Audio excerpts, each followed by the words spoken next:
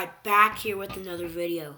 If you're interested in how to make jar files and coding stuff like this, you've come to the right video. Today, we are going to learn how to install BlueJ so we, in the next video, could create jar files. Let's get to it.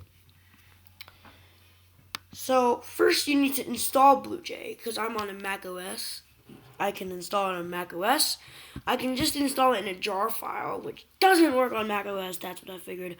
Or I can install it on Ubuntu or Windows. But I'm on Mac OS, so all I need to do is double click on this link, which will be on my website, and it will download BlueJ Mac 422 n.zip. It will take a while to download, but I already have it downloaded, so that's no use. When you unzip the zip, you will see something called bluej.app. Drag it into your dock, double click on it,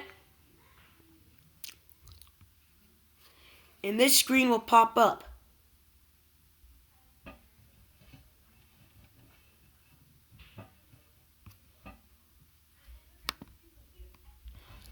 This is like you can create new projects and stuff like that.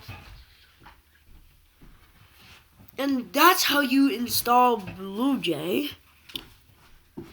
And next time, I will see you guys next time to create a Hello World jar file in BlueJ.